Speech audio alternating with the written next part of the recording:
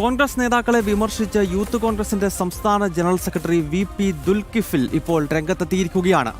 ഇദ്ദേഹം പറയുന്നത് ഈ ജയിലിൽ കടന്നവർക്കും അതോടൊപ്പം തന്നെ മാർച്ച് നടത്തി പോലീസിന്റെ അടികൊണ്ടവർക്കും ഒന്നും ഒരു വിലയുമില്ല എന്നുള്ളതാണ്. ഫ്യൂഡൽ മാടമ്പിമാരെ പോലെയാണ് മുതിർന്ന നേതാക്കൾ പെരുമാറുന്നതെന്ന് പറയുന്നത് യൂത്ത് കോൺഗ്രസിന്റെ സംസ്ഥാന ജനറൽ സെക്രട്ടറിയാണ്. അതും ഈ തെരഞ്ഞെടുപ്പ് കാലത്ത്. വാർത്തയുടെ വിശദാംശങ്ങൾ രമ്യാദാസ് കോഴിക്കോട് നിന്ന് നൽകും. രമ്യ, ഈ യൂത്ത് കോൺഗ്രസ് സംസ്ഥാന ജനറൽ സെക്രട്ടറി ഇപ്പോൾ കോൺഗ്രസ് നേതൃത്വത്തെ രൂക്ഷ ഭാഷയിൽ വിമർശിക്കുന്നു. എന്തൊക്കെയാണ് ഇദ്ദേഹം പറയുന്നത്? അതായത് ഫ്യൂഡൽ മാടമ്പി എന്ന് ഉദ്ദേശിക്കുന്നത് ഏതൊക്കെ നേതാക്കളെയാണ്?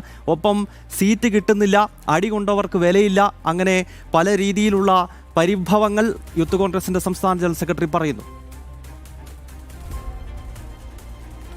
ഗൗതം, തീർച്ചയായും ഈ തദ്ദേശ തെരഞ്ഞെടുപ്പ് അടുത്തതോടുകൂടിയാണ് ഇത്തരത്തിൽ യൂത്ത് കോൺഗ്രസും തമ്മിലുള്ള ഇത്തരത്തിലുള്ള പരസ്യമായ വിമർശനങ്ങൾ അല്ലെങ്കിൽ നേതാക്കൾക്കെതിരെ യൂത്ത് കോൺഗ്രസിന്റെ നേതാക്കൾ പരസ്യമായി തന്നെ വിമർശനങ്ങൾ പുറത്തു വരുന്നത്.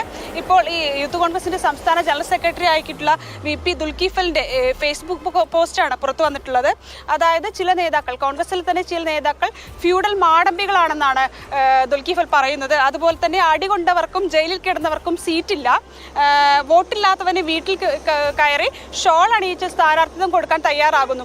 അതായത് ഇതിൽ പരോക്ഷമായി തന്നെ VM വിനുവിനെയാണ് ഉദ്ദേശിക്കുന്നത് നമുക്കറിയാം. കാരണം VM വിനുവിന് വോട്ടില്ല തുടങ്ങിയ വിവാദങ്ങൾ അടുത്തിടെയാണ് ഇപ്പോൾ ഉണ്ടായിക്കൊണ്ടിരുന്നത്. അപ്പോൾ ഇത്തരത്തിൽ ഈ വോട്ടില്ലാത്തവർക്ക് വീട്ടിൽ പോയി ഷാൾ അണിയിച്ച് സ്ഥാനാർത്ഥിത്വം കൊടുക്കാൻ കോൺഗ്രസ് തയ്യാറാകുന്നു. എന്നാൽ അടികൊണ്ടതും ജയിലിൽ കിടന്നവർക്കുമൊന്നും ഈ ഒരു ഇലക്ഷന് തെരഞ്ഞെടുപ്പിൽ വോട്ട് നൽകാനോ സ്ഥാനം നൽകാനോ സ്ഥാനാർത്ഥിയാക്കാനോ ഒന്നും കോൺഗ്രസ് തയ്യാറാകുന്നില്ല തുടങ്ങിയ വിമർശനങ്ങളാണ് ഇദ്ദേഹം ഫേസ്ബുക്കിൽ കുറിച്ചിട്ടുള്ളത്.